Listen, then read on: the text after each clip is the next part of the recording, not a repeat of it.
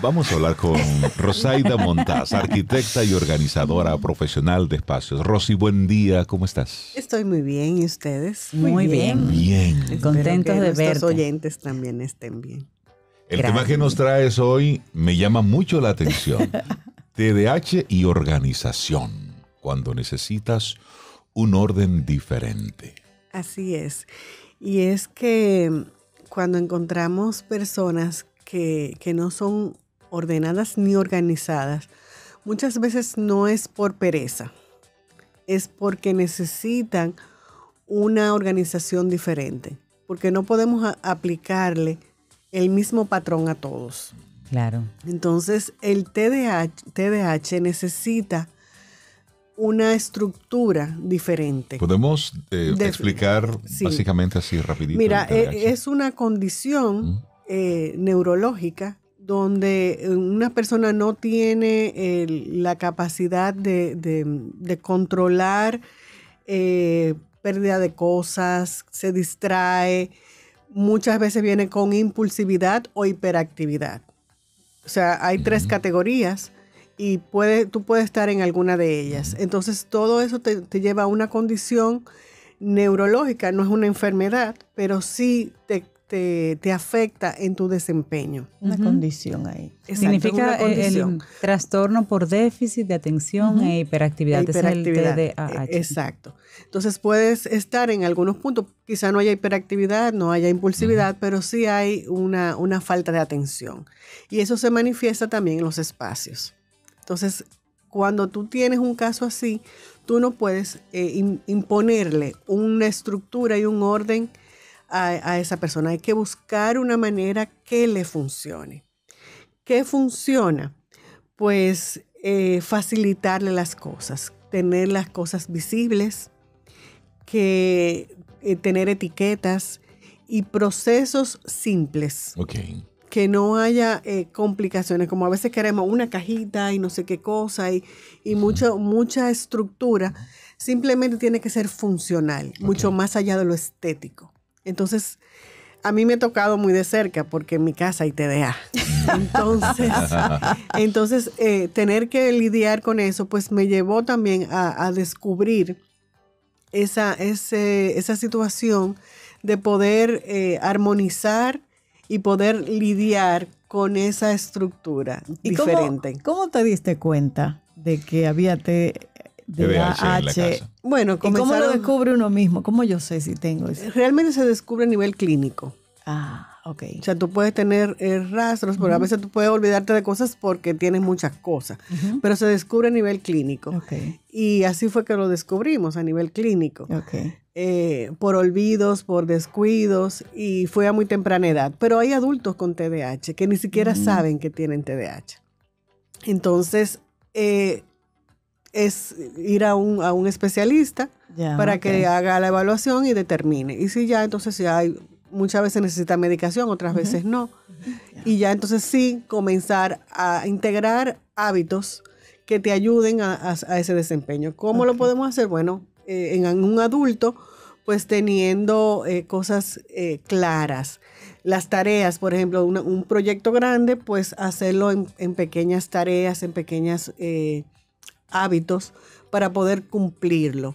Organizar sus documentos, tener como un proceso claro que te permita no saltarte pasos, porque fácilmente te puedes olvidar de cosas. En el ámbito laboral, pues puede ser grave eso, pero si tú te concentras, porque necesitas un poquito más de concentración, enfocarte en qué tú tienes que hacer hoy, entonces ahí lo vas a poder lograr. Y eso se refleja en los espacios. Si tú tienes que organizar tus documentos, pues tener carpetas específicas para los documentos personales, de este proyecto, de tal cosa, de pagos, o sea, tener cosas muy claras. Detalladas y claras y visibles. Visibles. Porque si lo escondiste, jamás. No te recuerdas. También es raro que no se acuerda. Exacto. Entonces, tener esas cosas bien ubicadas para que no se te extravíen ni se te pierdan. Fácilmente se te puede extraviar un documento y tú no encontrarlo. Entonces eso es grave en el ámbito laboral y en el ámbito escolar también. Pero no confundir entonces el TDAH con con mi forma de organización. Exacto. Porque cada quien tiene su manera de organizar las cosas. Exacto. O de encontrarle una lógica. Exacto. Entonces, hay cosas que son básicas. Por ejemplo, tener menos cosas. Y eso tú lo ves mucho en los niños. En los niños cuando tienen muchos juguetes, se dispersan. Entonces, cuando tú tienes un caso de TDA, es tenerle menos cosas, menos juguetes. No quiere decir que tú no le compres muchos juguetes o que no le regalen muchos, sino su día a día sea controlado. Si tienes que guardar una cantidad de juguetes y con eso, y se maneje con una cantidad limitada, pues tenerles esa cantidad limitada de juguetes para que se pueda manejar. Igual que con los libros de lectura, o sea, no tenerle 10 libros de lectura porque no vas a ver por dónde. No va a leer ninguno. No va a leer ninguno. Coge uno y suelta ese y que coge Exacto, otro. no lo va a completar. Claro. Y lo importante es que complete la tarea. Entonces, que se enfoque, si vas a hacer una lectura, bueno, que sea este libro y terminar este para el otro. Okay. Y eso le va a ayudar pues a cumplir tareas, porque se ve mucho que comienzan las tareas pero no la terminan. Entonces, enfocarse en esa parte. Y tener como te decía ahorita, un sistema visual simple. Porque a veces nosotros los organizadores queremos hacer una estructura muy compleja, pero mientras más simple, mejor. Si son niños, pues identificar con gráficos, con los rótulos sean graficados con colores, que sean fáciles de identificar. Y los adultos, pues como te decía ahorita, tener espacios definidos para cada cosa, que cada cosa tenga un lugar, que no todos los días estemos inventando. Eso lo aplicamos en todo el mundo, claro. Pero mientras más sencillo sea, mucho mejor. Y el tercer aprendizaje es que tiene que ser flexible, que el orden para una persona con TDAH no tiene que ser una rigidez ni un castigo. Muchas veces queremos que organice a nuestra manera. Y eso no le funciona. Hay que llevarlo a que haga una estructura propia.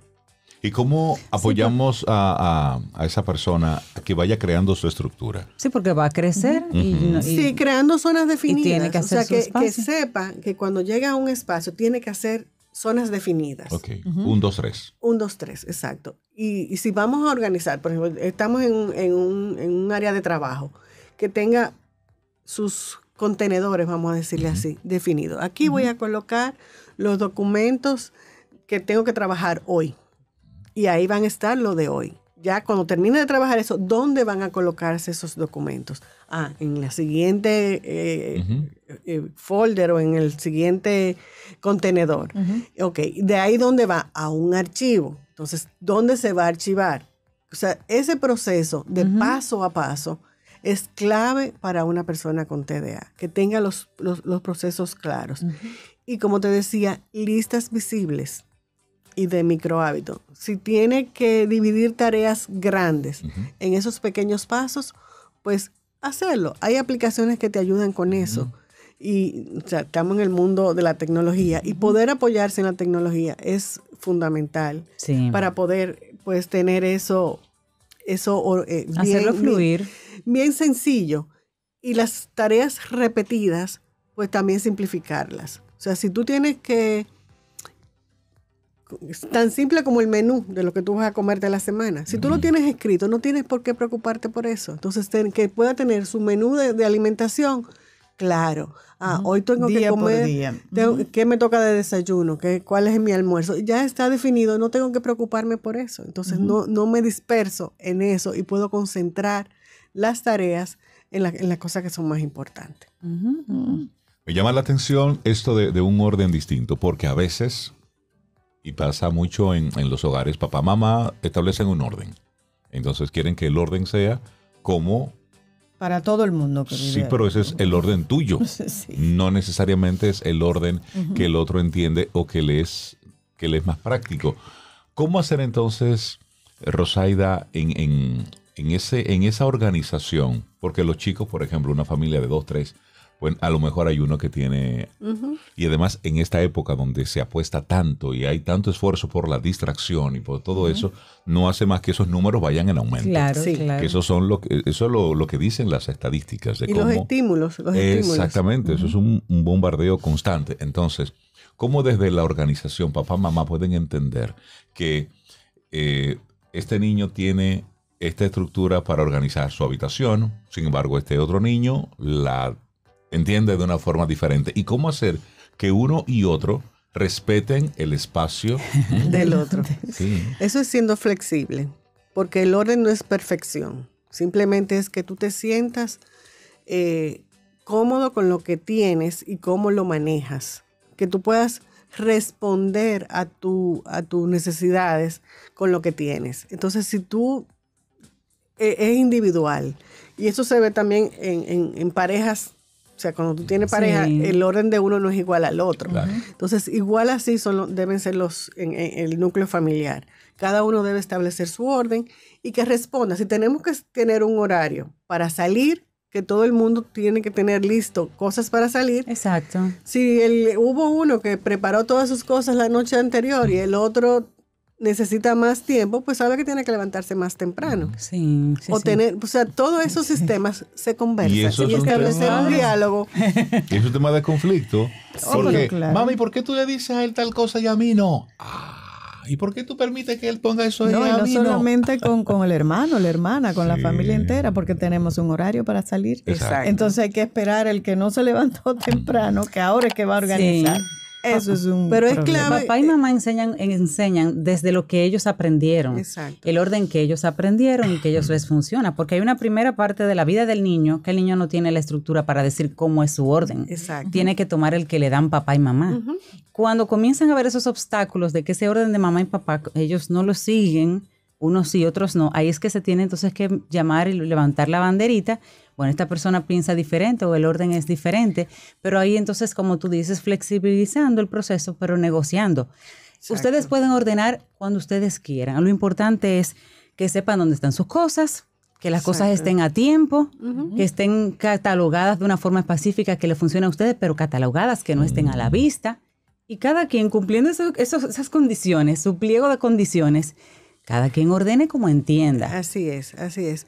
Y es para poder hacerlo funcionar. Y es importante entender todo esto, porque si no lo entendemos, estaríamos reforzando en un niño con TDA la frustración, porque no es porque él no quiere, es porque él tiene una forma de ver las cosas diferente. Entonces, no es porque él no quiere responder. Entonces, muchas veces decimos, no, porque es pereza, es porque él no le interesa, pero muchas veces es porque no sabe cómo responder o porque le toma más tiempo hacer algo.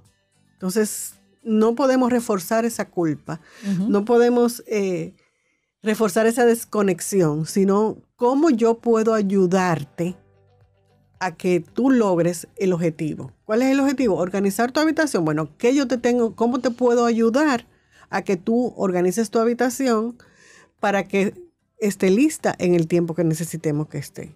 Entonces, no es simplemente culparlo o encasillarlo o darle una comparación con el hermano que lo hizo rápido porque él se quiere ir a jugar. Porque eso pasa. O sea, yo lo hago rápido porque tengo otro interés. Entonces, quizás no tiene la velocidad que tiene el otro. Entonces, somos personas diferentes y tenemos un ritmo diferente. Entonces, darnos cuenta de cómo podemos ayudar a que logre el objetivo, igual con los trabajos. O sea, cómo te podemos reforzar a que tú logres el objetivo para que todo salga a camino. Es entender que somos el demás de los demás y que hay otros que tienen una dinámica mental distinta y en el orden, en la organización, bueno, pues ahí hay mucho ahí. Y más en esta época. Sí. Rosaida Montaz, arquitecta y organizadora profesional de espacios, hoy nos tocó un tema vinculado con la organización, TDAH y la organización, cuando necesitas un orden diferente. Recuerdo cuando papá decía, tenía un letrerito en su escritorio, no me organicen el escritorio que me desorganizan la vida. Así es.